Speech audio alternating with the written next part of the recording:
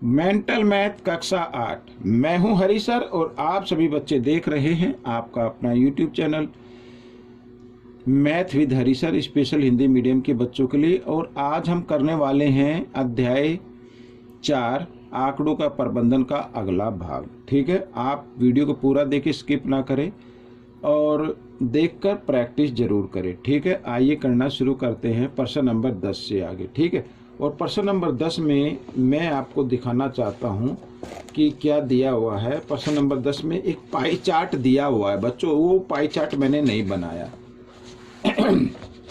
ये देखिए, ये पाई चार्ट, इस पाई चार्ट को आप ध्यान से देखिए। रीना को मिले 25% वोट और अन्य को मिले 10%, राहुल को मिले 65%, यानी परसेंट बोलो प्रतिशत बोलो, ठीक है, एक ही बात है। तो रीना को मिले 25%। तो ये इसमें यही पूछा है कि रीना को कितने वोट मिले। रीना को कितने मिले? 25% मिले हैं बच्चों। अब रीना को 25% वोट मिले हैं तो रीना के वोटों की संख्या निकालेंगे अब हम। ठीक है, तो करना शुरू करते हैं। तो 25% मैं लिख देता हूँ, रीना को वोट मिले। ठीक है ना, रीना को वोट मिले। अब 25% का मतलब होता है बच्चों 25/100। 25% का, या एक बार लिख लो, ऐसे अभी मत लिखो, 25% ये इतने वोट मिले हैं। ठीक है, तो हमें अब ये गिनती में लिखना है। अब देखो 25% का मतलब होता है 25/100। का के लिए गुणा का निशान लगाना है और 25 यानी 800 का निकालना है ना, तो गुणा 800 कर देना है। जो 0 से 2 0 काट दी, 25 को 8 से गुणा कर देंगे, 25 8 200। ये आपका उत्तर मिल गया। ठीक है, रीना को कितने वोट मिले? 200 वोट मिले। ठीक है, आइए करते हैं प्रश्न नंबर 11।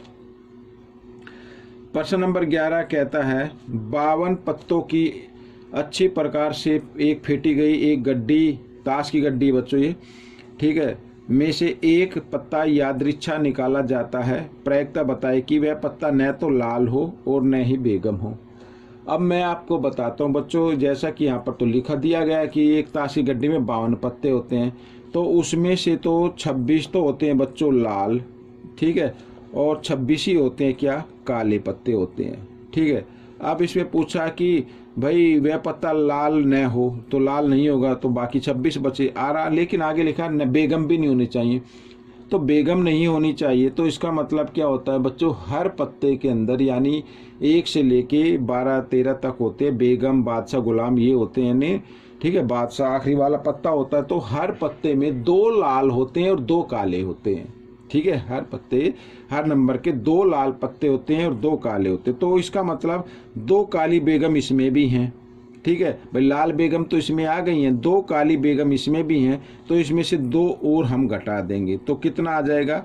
24 आ जाएगा। ठीक है ना, हमने बेगम को क्या कर दिया? घटा दिया। अब 24 आ गया। अब अब प्रायिकता निकालने, तो कुल पत्ते हमेशा कहाँ पे आते हैं? नीचे आते हैं। ठीक है, कुल पत्तों की संख्या नीचे लिखनी है और जो बाकी पत्ते बचे हैं वो लिखना है ऊपर। ठीक है, 24 बचे हैं ना, 24 को ऊपर लिख देना है। अब इसमें से लाल पत्ते, ठीक है, निकल गए हैं और 2 साथ में 2 काली बेगम भी इसमें निकाल दी गई, तो 24 बचेगा।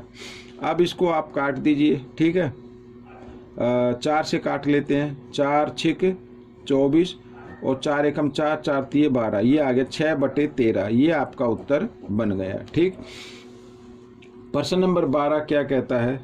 देखो, कार्डों पर 10 से 100 तक की संख्याएं को अंकित किया गया है। एक कार्ड यादृच्छा रूप से निकाला जाता है। कार्ड पर एक संपूर्ण संख्या आने की प्रायिकता बतानी। संपूर्ण संख्या, अब संपूर्ण संख्या बच्चों वो संख्या होती है, पहले मैं आपको बताता हूँ संपूर्ण संख्या किसे कहते हैं। ठीक है, मान लीजिए जैसे यहाँ पर ये 6 है। ठीक है, अगर हम 6 के गुणनखंड करें, यानी 6 किस किस के पाड़े में आता है ये हम देखें, भाई 6 1 के पाड़े में आएगा, 2 के में आएगा, 3 के में आएगा, ठीक है ना, और 6 के में आएगा। ठीक है, इन पाड़े में आता है ये। तो अब 6 के पाड़े में आता है, तो इसको तो नहीं लेना है, इसको छोड़ देना है। बाकी जो नंबर बचे हैं उनको आप जमा करें। ठीक है, 2 जमा 3 और 3 2 5 और 1 6। ठीक है, अगर जिस संख्या के हमने गुणनखंड किए हैं और जोड़ने पर वही संख्या आती है तो इसका मतलब वो संपूर्ण संख्या होती है। क्या होती है? संपूर्ण संख्या होती है। समझ में आ गया ना। अब जैसे एक अंक और लेते हैं, मान लीजिए हम लेते हैं 8 ले लेते हैं। अब भाई ये 1 के पहाड़े में आएगा, 2 के में भी आएगा, 4 के में भी आएगा और 8 के पहाड़े में भी आएगा। तो 8 के पहाड़े में आते, इसको तो नहीं लेना है, इसको छोड़ देना है। बाकी जो बचे हैं उनको जमा करो। 4 और 2 6, 6 और 1 7, इसका तो 7 ही आया। अगर 8 आता तो ये क्या होती? संपूर्ण संख्या होती। तो 8 संपूर्ण संख्या नहीं है। तो इसी प्रकार पूछा है कि 10 से लेके 100 तक, ठीक है, अंकित की गई है कार्ड पर। यानी दो ऐसे मान लो 10 से 100 तक की पर्चियां, उन पे लिखा हुआ 10 11 12 13 ऐसे 100 तक संख्या लिखी है। तो संपूर्ण संख्या, अब संपूर्ण संख्या बच्चों एक और होती है, वो होती है 28। क्या होती है? 28। अब 28 किसके पहाड़े में आता है? 1 के में आता है। 2 से भी भाग हो जाएगा, ठीक है, 4 से भी हो जाएगा, 7 से भी हो जाएगा, 14 से भी हो जाएगा और साथ में ये 28 से भी होगा। अब 28 को तो छोड़ देना, बाकी को जमा करते हैं। 14 और 7 21, 21 और 4 25, 25 और 2 27 और 1 28, आ गया इनका योग 28। तो 28 क्या है? ये एक संपूर्ण संख्या है। अब बच्चों मैं आपको बताता हूँ, सबसे पहले कुल संख्याएं निकाल लेते हैं। कुल संख्याएं कितनी होगी? कुल संख्याएं होंगी बच्चों, आपको क्या करना है भाई, 100 तक संख्या है ना, 10 से लेके 100 तक लिखी हुई है, 100 तक संख्या लिखी हुई है। और कहाँ से नहीं लिखी हुई है? 1 से 9 तक नहीं लिखी हुई है। तो इसमें से 9 आप घटा दो। क्या कर दो? 9 आप इसमें से घटा दो, तो ये आ गया 91। तो कुल संख्या 91, ठीक है। और ऐसी एक ही संख्या है बच्चों, 10 से 100 के बीच में एक ऐसी संख्या है जो संपूर्ण संख्या है, वो है कितनी? 28। तो यानी एक ही संख्या है, ठीक है ना। तो ये आपका उत्तर बन जाएगा, और कोई संख्या नहीं आती। अगर ये पूछा जाता भाई 1 से 100 तक की, ठीक है, 1 से 100 तक की में जो संख्या है उसमें कितनी संपूर्ण संख्या, फिर 2 हो जाती। एक तो ये रही और एक ये रही, तो फिर यहाँ पर क्या आ जाता? 2 आ जाता, अगर 1 से पूछा जाता तब, ठीक है ना। तो ये आपका उत्तर बन गया। आइए करते हैं प्रश्न नंबर 13। ये रहा बच्चों प्रश्न नंबर 13।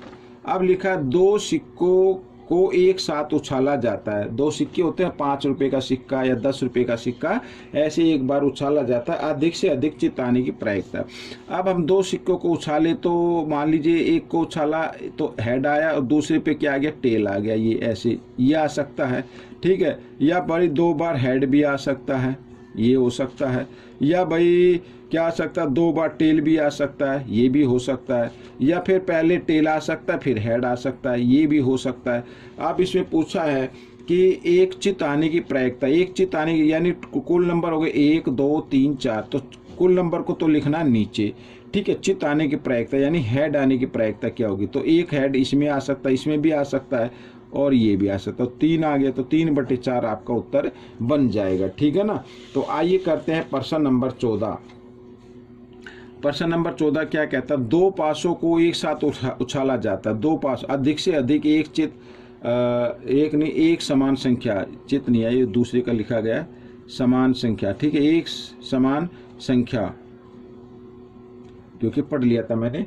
तो इसकी प्रायिकता क्या होगी? अब 2 पासे, पासे जिससे आप लूडो खेलते हैं वही पासे, ठीक है, वही पासे। अगर 2 ले ले तो क्या क्या आ सकता है भाई? 2 ले ले तो 1 1 भी आ सकता है, ठीक है, या 1 और 2 आ सकता है, ठीक है, 1 और 3 आ सकता है, 1 और 4 आ सकता है, 1 और 5 आ सकता है, 1 और 6 आ सकता है। ये संभावना बनती है। अगर हम दोनों को उछाले तो इनमें से कोई एक नंबर आ सकता है, ठीक है। या फिर आ सकता है 2 और 1 आ सकता है, ठीक है, 2 और 2 आ सकता है, ये भी आ सकता है, ये भी संभावना है। 2 या 3 भी आ सकते हैं, 2 और 4 भी आ सकता है, 2 और 5 भी आ सकता है और 2 और 6 भी आ सकता है, ये भी संभावना बनी है। या फिर 3 और 1 आ सकता है, ठीक है, 3 और 2 आ सकता है, इस तरीके से। और फिर क्या आ सकता है? 3 और 3 आ सकता है और 3 और 4 आ सकता है, ठीक है, 3 और 5 आ सकता है या 3 और 6 आ सकता है, इस तरीके से, ठीक है। फिर एक और संभावना कि 4 और 1 भी आ सकता है, 4 और 2 भी आ सकता है। ये संभावनाएं बनती हैं, हम उन्हीं को लिख रहे हैं, ठीक है। जरूरी नहीं कि यही आएगा, लेकिन संभावना बनती है कि भाई ये पत्ते, ये नंबर आ सकते हैं, ठीक है। 4 और 6 भी आ सकता है। अब 5 से 5 और 1 भी आ सकता है, 5 और 2 भी आ सकता है, ठीक है, 5 और 3 भी आ सकता है, 5 और 4 भी आ सकता है, 5 और 5 भी आ सकता है और 5 और 6 भी आ सकता है। एक संभावना और बनती है कि 6 और 1 भी आ सकता है, ठीक है, 6 और 2 भी आ सकता है, 6 और 3 भी आ सकता है, ठीक है ना, और 6 और 4 भी आ सकता है, 6 और 5 भी आ सकता है, 6 और 6 भी आ सकता है, और कोई संभावना नहीं है, सिर्फ यही आ सकते हैं, ठीक है। अब कुल कितनी हैं? 1 2 3 4 5 6 से गिनेंगे, 1 2 3 4 5 6, तो 36 हो गई, 6 6 36, 36 परिणाम हो गए कुल, ठीक है। 36 में से लिखा एक समान संख्या, जैसे 1 1 2 2, ऐसी समान संख्या 3 3 4 4 5 5 और 6 6, तो कितनी संख्या होगी? 1 2 3 4 5 6। ये आपका आंसर आ गया। आप इसको काट के लिख दो, 6 एकम 6, 6 6 36, 1/6, ये आपका उत्तर बन गया, ठीक है। आइए करते हैं प्रश्न नंबर 15। प्रश्न नंबर 15 कहता है, रवि ने पिछली 4 पारियों में 12, 92, 0 और 16 रन बनाए। रवि द्वारा बनाए गए औसत रन बतानी है। अब औसत बतानी है आपको, तो आपको क्या करना पड़ेगा? जमा करना पड़ेगा, 12 जमा 92 जमा 0 जमा 16, ठीक है। और 1 2 3 4 4 है, तो इसको 4 से आप भाग कर दे ठीक है। 0 तो जमा होती नहीं है, इसको अलग कर दे। 6 और 2 8 और 2 10, 10 की 0 हासिल 1 1 और 1 2, 2 और 9 कितना होता है? 11 और 1 12, ये आ गया बच्चों। 4 से इसको कर देना भाग, 4 एकम 4, 4 तिये 12, 0, तो 30 आ गया बच्चों। औसत कितनी आ गई? 30 रन की औसत आ गई। तो बच्चों ये वीडियो पूरी हो गई है। आपको ये वीडियो कैसी लगी मुझे ज़रूर बताएं, और इसमें से सीखकर आपको दूसरे बच्चों को ज़रूर सिखाना है, ठीक है। अब हम मिलेंगे अगले भाग में, तब तक आप वीडियो को देखिए, प्रैक्टिस करें और अच्छे रैंक और अच्छे मार्क्स लाने की कोशिश करें, ठीक है। वीडियो देखने के लिए धन्यवाद।